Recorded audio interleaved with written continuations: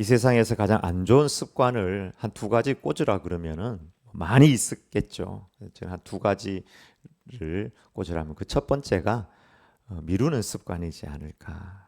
미루는 습관. 내가 할 일을 다른 사람들에게 미루고 오늘 할 일을 내일로 미루고 오전에 할 일을 오후에 자꾸 미루는 거예요. 공부도 자꾸 미루고 뭐 익히는 것도 자꾸 미루고 뭐 여행도 하고 싶은 일도 자꾸 미루면 기회를 잃어버리고 또 시간도 잃어버리죠. 그러면은 결코 되돌릴 수 없는 것이 시간일진데 시간을 잃어버리는 것이고 자기 인생을 잃어버리는 것이기 때문입니다.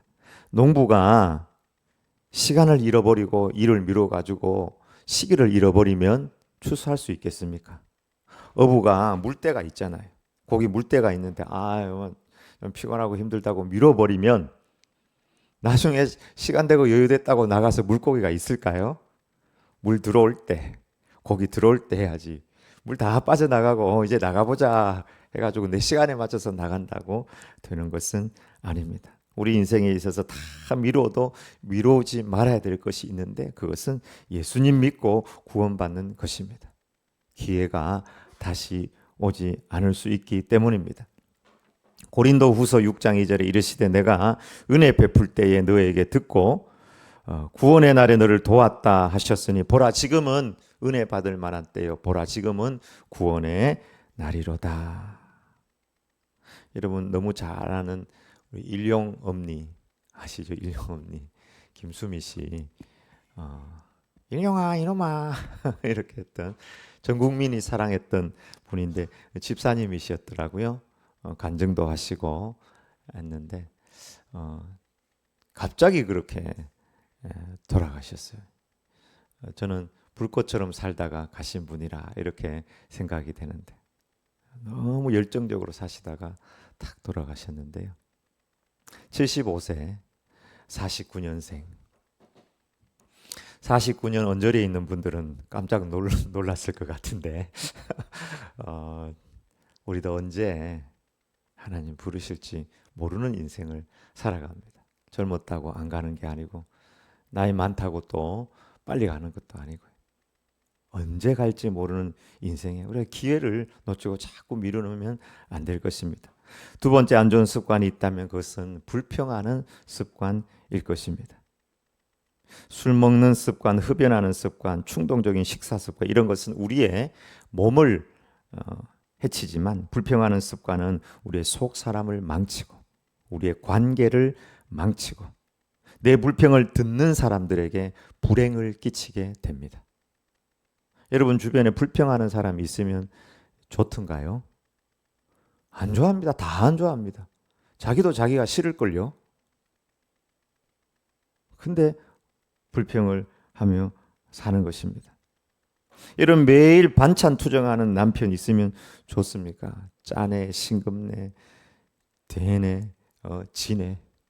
저희 할머니는 저희 어머니가 며느리였잖아요. 제가 기억이 나요. 밥이 딱 들어오면은 이게 질다 이런 얘기를 자꾸 하더라고요. 질다. 근데 며느리들은 그게 굉장히 신경이 쓰이잖아요. 아무 말 안 하고 드시고 하면 좋은데 감사하다 이야기는 안 하더라도 대네 지네 이런 얘기를 한단 말이에요. 그러면은 진 거 싫어하시면 계속 진 거 싫어해야 되는데 또 나이가 드시면은 약간 진 거를 또 좋아하시고 소화가 안 되니까 그때 저기 찜질방 가면 가마솥에 아내들이 앉아가지고 남편 불평을 그렇게 한다고 그래요. 거기 앉아가지고 뜨뜻한데 앉아가지고 아이고 이놈의 왼수 우리 집안의 왼수 집에 들어오면 손가락 하나 까딱 안 한다. 아이고 우리 남편은 나하고 결혼한 게 아니고 텔레비전하고 결혼했나 봐요. 맨날 텔레비만 키고 리모컨만 가지고 살아요. 우리 남편은 고집이 고래 힘줄 같아요. 한번 삐치고 나면은 절대 먼저 말을 안 해요. 다 그렇다고 하고 불평하는 거죠. 여러분에게 묻습니다. 여러분 불평한다고 사람이 바뀌던가요? 불평한다고 세상이 변하던가요? 만약에 불평해서 세상이 변했다면 아마 이미 세상은 천국으로 변했을지도 모릅니다. 꽃은 땅속 깊이 어둠 속에 뿌리를 박고 살지만 어둠을 탓하지 않고 어둠에 꽃을 피우지 않고 향기와 찬란한 꽃을 피웁니다. 이 세상을 천국으로 만드는 힘은 무엇일까요? 그 첫 번째는 감사하는 것입니다. 데살로니가전서 5장 18절 다시 한번 읽어보겠습니다. 범사에 감사하라. 이것이 그리스도 예수 안에서 너희를 향하신 하나님의 뜻이니라. 따라해 보십시다. 범사에 감사하라. 범사에 감사하라. 너무 쉽고 단순한 원리지만 이것이 우리 삶을 천국으로 만드는 기적의 하나님의 말씀입니다. 여러분, 내 옆에 앉아 있고 내 주변에 앉아 있는 사람들이 기적이라는 사실을 생각해 보셨습니까? 천문학자들이요, 우주를 이렇게 관찰하다가 태양계 안으로 뭐 해성 같은 게 하나 쓱 지나가면요, 그걸 기적이라고 얘기해요. 이 넓은 우주에서 한 번도 보지 못한 어떤 해성이 이렇게 쭉 날아와서 지나가면요, 뭐 저 멀리 지나가도 이거는 기적이라고 하고 뭐 온 동네방네 다 소문을 내고 전체 망역으로 사진을 찍고 막 그래요. 근데 오늘 정말 내 옆에 앉아 있는 사람, 어떻게 하다가 우리가 이 시대에 대한민국에 태어나서 이 부산에 그것도 대저 이 지역 가운데 김해, 양산 이 지역에서 함께 살면서 또 혹은 부부로 자녀로 이렇게 만나 하나님을 섬기며 살아갈 수 있게 되었는지, 이건 기적 중에 기적이라는 사실입니다. 옆에 있는 사람에게 당신은 나의 기적입니다. 한번 얘기해 보십시다. 당신은 나의 기적입니다. 기적 맞아요. 기적 맞아요. 어떤 분이 평생 나는 행복하게 살려보려고 나름 노력을 했다고 그래요. 열심히 돈도 벌고 착하게 살려고 노력하고 봉사하고 책도 읽고 여행도 하고, 그런데 마음에 큰 기쁨이 없었습니다. 그런데 성경을 읽다가 그 행복의 원리를 발견했다는 것이죠. 그것이 바로 오늘 본문의 원리입니다. 범사에 감사하라. 이것이 그리스도 예수 안에서 너희를 향하신 하나님의 뜻이니라. 하나님의 뜻이라면 내가 행복하지 않을까. 그래서 이 사람이 열심히 감사했더랍니다. 그래도 감사. 당연하게 감사할 것은 감사하고, 그래도 감사, 그러니까 감사, 그럼에도 감사, 그것까지 감사. 다 감사를 했더니 조건을 뛰어넘는 행복이 이 마음속에 일어났다는 것이죠. 좋은 사람만 있어가지고 내가 행복하고 감사할 것 같으면 이미 우리는 끝난 것 같아요. 나도 좋은 사람이 아닌데 어떻게 그 사람이 다 나한테 좋기를 바라겠어요. 세상도 사실 열심히 감사 운동을 하고 있습니다. 감사를 해보니까 건강이 좋아졌다. 감사에 대한 논문들도 많이 나와 있습니다. 부부, 자녀 관계도 좋아지고 행복해진다는 것이죠. 근데 오늘 이 본문을 자세히 읽어보면 단순히 감사하는 것만이 하나님의 뜻이 아니라 이것이 그리스도 예수 안에서 너희를 향하신 하나님의 뜻이라고 분명히 말씀하고 있습니다. 이것은 우리의 감사의 이유가 세상의 어떤 감사와 다름을 나타내는 말이라고 할 수 있습니다. 성도의 감사의 이유는 조건이 아니라 예수님 안에서 드리는 감사라는 것입니다. 그리스도 예수 안에서 주어진 영원한 구원과 은혜가 우리 감사의 근거가 됩니다. 우리의 감사는 하나님께서 우리를 향해 가지고 계신 그리스도 예수 안에서 이루어져야 합니다. 그러기에 우리의 감사는 한 번의 감사, 감정적인 감사, 일시적인 어떤 조건의 감사, 어떤 성공의 감사를 뛰어넘는 것입니다. 예수 그리스도와 연합 속에서 모든 일에 감사하는 삶, 범사라는 말이 모든 일이란 말이죠. 모든 일에 감사하는 삶이 바로 하나님의 뜻이라는 사실입니다. 이런 감사를 구약의 하박국 선지자를 통해서 우리는 발견하게 됩니다. 하박국 시대에는 경제적으로 또 외교적으로 또 인구적으로 너무 힘든 시대였습니다. 많은 사람들이 붙잡혀 가고 또 경제는 이미 파탄이 나고 농사도 다 힘들고 국권도 빼앗기고 마치 지금의 레바논이나 혹은 우크라이나 전쟁 같은 그런 상황이 그들에게 펼쳐졌다고 할 수 있을 것입니다. 우리나라에 만약에 저 김정은이 이상한 생각을 가지고 전쟁이 났다고 생각해 봐요. 경제고 뭐고 완전 다 파탄 날 거예요. 서울하고 저 평양하고 뭐 저기는 뭐 쏟아 부으면 감당할 길이 없죠. 그런 상황 속에서 그럼에도 하나님의 종 하박국은 감사하며 기뻐하는 고백을 하나님 앞에 드렸습니다. 비록 무화과가 무성하지 못하며 포도나무에 열매가 없으며 감람나무에 소출이 없으며 밭에 먹을 것이 없으며 우리의 양이 없으며 외양간에 소가 없을지라도 나는 여호와로 말미암아 즐거워하며 나의 구원의 하나님으로 말미암아 기뻐하리로다. 아멘. 밭에 나갔는데 먹을 것이 아무것도 없다고 생각을 해봐요. 정말 오늘 한 끼 먹을 것이 없어 자식들에게 먹을 것을 줄 수 없는 그런 상황이 되었다면 어떻게 기뻐하고 어떻게 감사할 수가 있겠습니까? 그러나 하박국은 조건의 감사, 조건의 기쁨이 아니라 하나님으로 인한 감사, 응답하실 것에 대해 믿고 감사를 드렸습니다.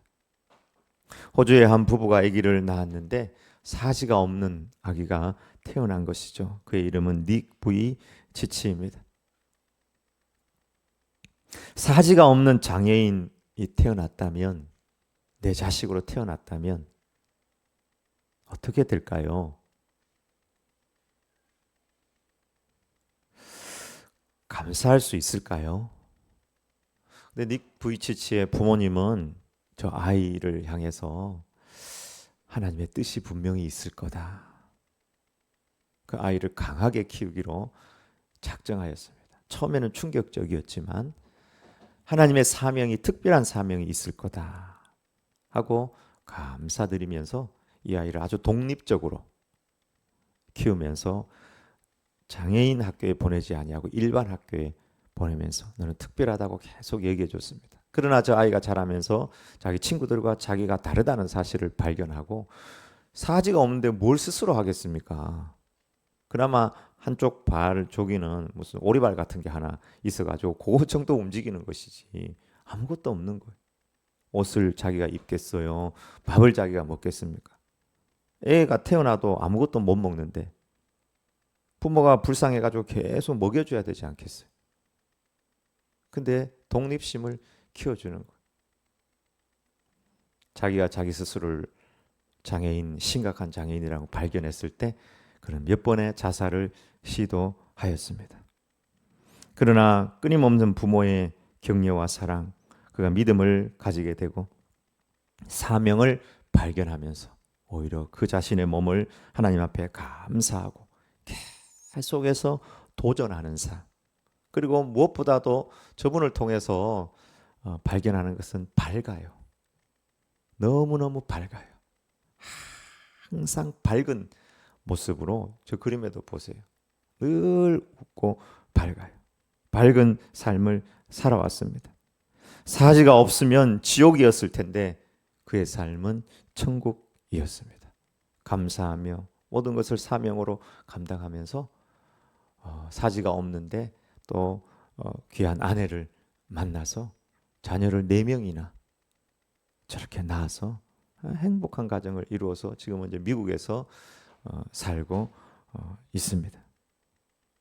온전한 감사는 예수님 안에서 드리는 감사입니다. 그러니까 감사, 그럼에도 감사, 그럴수록 감사. 그것까지 감사.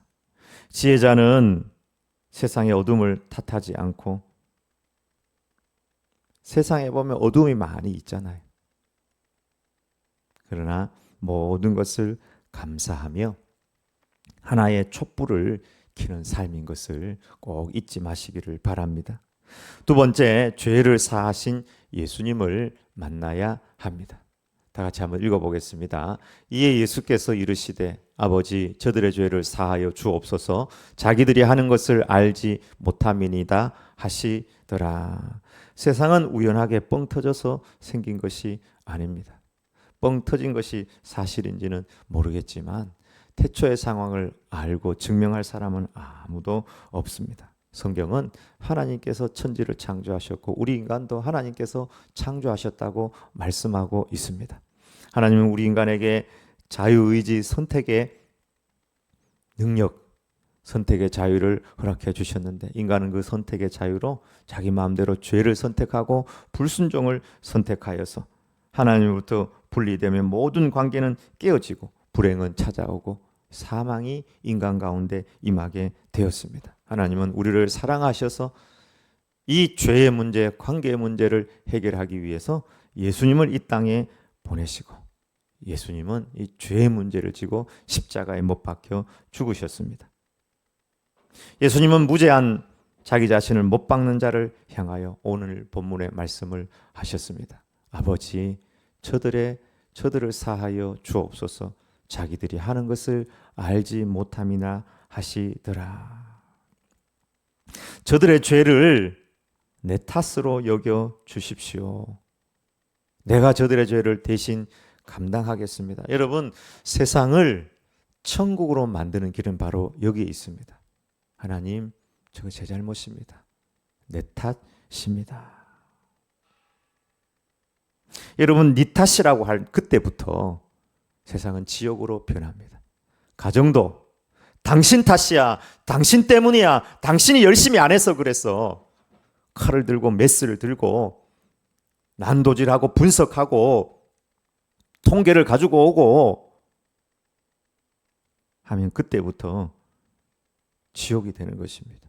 네 탓이요. 여는 야를 탓하고 야는 여를 탓하고 미국은 중국을 탓하고 중국은 미국을 탓하고 오늘 예수님은 아버지 저들의 죄를 사하여 주옵소서 자기들이 하는 것을 알지 못함이니이다. 십자가 위에서 이 모든 죄를 저에게 덮어주십시오. 예수님은 우리 죄를 지고 십자가에 못 박히셨습니다. 이사야 53장 5절에 그가 찔림은 우리의 허물 때문이요 그가 상함은 우리의 죄악 때문이라. 그가 징계를 받음으로 우리는 평화를 누리고 그가 채찍에 맞음으로 우리는 나음을 받았도다. 예수님은 자신의 죄로 죽은 것이 결코 아닙니다. 우리의 죄값을 대신 갚기 위하여 십자가에 죽으셨습니다. 좀 어려운 말로 예수님께서 화목제물이 되셨다는 말입니다. 구약에서는 죄를 지었을 때 짐승을 대신 죽여서 하나님과의 관계가 회복되는 그런 제사를 드렸습니다. 하나님과의 깨어진 우리와의 관계를 회복하기 위하여 예수님은 친히 짐승처럼 십자가의 제물로 드려졌다는 말씀입니다. 실제로 2000년 전 예수님께서 십자가형에 죽으셨을 때 저 십자가형은 인류가 고안한 가장 잔인한 사형 형벌 중에 하나입니다. 사람을 쇠코챙이에 박아가지고 피와 물을 다 흘리면서 살이 찢기면서 천천히 죽이는 그런 사형 방법입니다. 저런 고문 같은 죽음이라면 절대로 피해야 되겠죠. 근데 예수님은 자기를 변명하지 않고 자기를 십자가에 못 박는 자들을 향해서 반대의 기도를 하신 거예요. 저들 사하여 주시옵소서. 몰라서 그런 겁니다. 오히려 하나님을 향해 변호하고 있는 사실을 발견하게 됩니다. 알지 못해서 그랬든지 알아서 그랬든지 간에 그래도 여러분 손과 발에 저렇게 쇠코챙이가 바뀌어가지고 저는 사람은 반역했습니다. 하나님 신성 모독했습니다. 하는 거짓으로 고소를 하고 저렇게 죽인다면 한마디 항변이라도, 한마디 변명이라도, 아니면 한마디 어떤 교훈이라도 주셨으면 좋을 텐데 예수님은 침묵하셨던 것입니다. 그리고 저들의 탓이 아닙니다. 몰라서 그런 것입니다. 오히려 변호사로 변호해 주셨습니다. 예수님께서 내 탓이라고 말씀하신 이유가 있습니다. 그것은 바로 우리의 죄를 사하시고 우리를 천국으로 인도하기 위해서 그렇습니다. 여러분, 자녀가 뭘 잘못하면 부모가 와서 뭐라고 합니까? 내 탓입니다. 저를 봐서 용서해 주십시오. 다 제 잘못입니다. 왜 부모가 자녀가 잘못하는데 내 탓이라고 그러고 용서해 달라고 그러고 대신 무릎을 꿇고 사죄를 합니까? 그것은 부모가 자녀를 사랑하기 때문입니다. 사랑이 없으면 다 네 탓이라고 말합니다.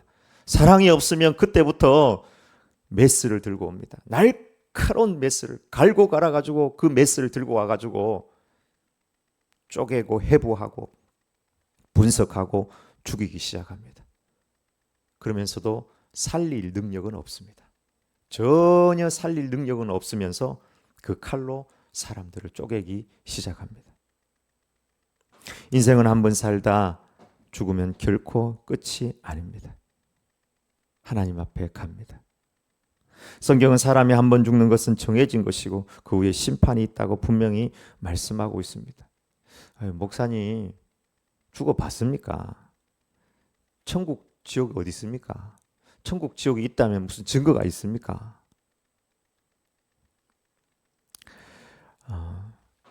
증거가 있습니다.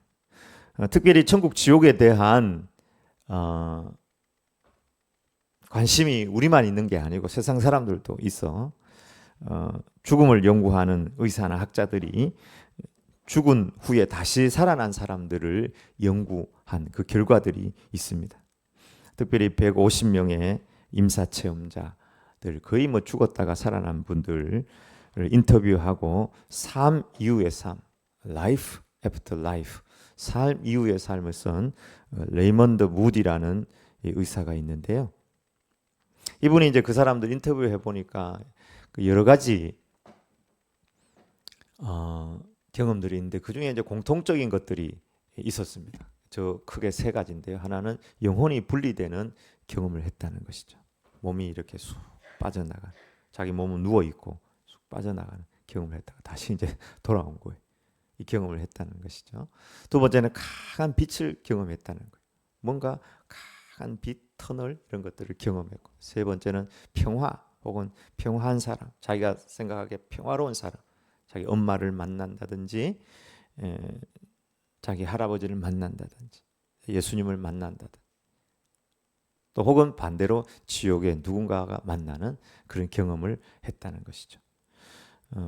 저분 외에도 이분 알렉산더라고 과거에 한번 소개했던 신경외과 의사도 자기가 죽었다가 살아나면서 천국 지옥을 경험하고는 이분의 삶이 완전 180도 바뀐 삶. 그전에는 이 세상의 삶이 다인 줄 알고 그렇게 살았는데 죽었다가 돌아와가지고는 완전 180도 다른 삶으로, 이 삶이 다가 아니구나 하는 것을 깊이 깨닫고 새로운 삶을 살게 된 경험이 있습니다. 이런 임사체험은 정확하게 과학적으로 증명하기는 어렵지만 저렇게 임사체험을 하고 난 다음에 저분들이요 상당히 병이 완전 낫는 그런 기적을 경험하거나 혹은 유체 이탈을 해가지고 영혼이 분리돼가지고 보고 온 것을 현장에 가서 확인을 했는데 그 사람이 이야기한 대로 그대로 거기에 어떤 물건이 있거나 뭐가 있는 거예요. 그래서 이런 것들을 통해서 이것이 그냥 이 사람의 뇌에서만 일어난 일은 아니다 라는 사실들이 또 이렇게 조금 증명이 되기도 하였습니다. 죽음 연구보다 더 확실한 사후세계 천국 지옥에 대한 확실한 증거가 있습니다. 그것은 바로 예수님의 십자가의 죽으심과 그 이후의 부활 사건입니다. 예수님은 십자가에 못 박혀 죽으시고 많은 사람들이 보는 앞에서 완전히 죽으셨습니다. 그래서 빌라도가 예수님의 죽음을 확인을 하고 장사를 치르도록 내주었습니다. 예수님의 죽음을 부인할 수는 없습니다. 공식적으로 법적으로 딱 죽었다는 것이 확인이 됐으니까요. 그래서 십자가에 못 박고 죽고 난 다음에 무덤 속에 넣어놨는데 사흘 만에 무덤이 비게 되었습니다. 혹시나 누가 훔쳐갈까 봐 군인들이 지키고 있었음에도 불구하고 예수님의 시신은 사라졌습니다. 빈 무덤. 또 부활하신 예수님을 만난 사람이 너무나 많아요. 500명이 넘는 사람들이 40일 동안 예수님을 만났습니다. 그리고 예수님은 부활 승천하셔서 하늘로 가게 되셨는데요. 그 부활하신 예수님을 만난 사람들의 그 증언이 너무나 구체적이고 또 너무나 확실하고 자신의 목숨들을 바쳐서 부활하신 예수님을 전하였던 것입니다. 그리고 당신들도 예수님을 믿으십시오. 부활하신 예수님을 믿으십시오. 증거하면서 순교하였습니다. 예수님은 죽음을 이기시고 우리에게 참 소망이 되셨습니다. 그리고 천국과 지옥이 있음을 우리에게 확증해 주셨습니다. 왜 예수님을 따르는 하나님의 백성들이 순교를 하는지 아십니까? 순교하기까지 자신의 목숨을 드리는지 아십니까? 그것은 바로 예수님께서 십자가에 못 박히시고 부활하셨기 때문입니다. 부활을 믿는 믿음이 있기 때문에, 이 세상의 삶이 다 끝이 아니기 때문에 기꺼이 살아있는 내 목숨조차도 내가 주님을 위하여 드립니다. 순교할 수 있는 것입니다.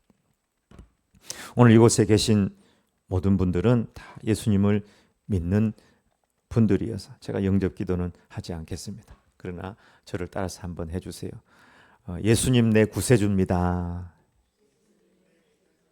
예수님 감사합니다. 네, 우리가 만약에 천국을 간다면 내 공로로 가는 것이 결코 아닙니다. 예수님의 보혈 때문입니다.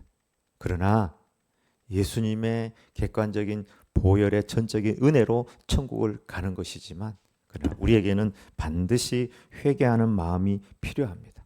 그래서 예수님께서 회개하라, 천국이 가까웠느니라. 나더러 주여 주여 하는 자마다 다 천국에 들어갈 것이 아니다. 아버지의 뜻대로 행하는 자라야 된다. 남 탓하지 말고 욕심내지 말고 사랑하고 이 세상의 삶이 다인 것처럼 살지 말기를 바랍니다.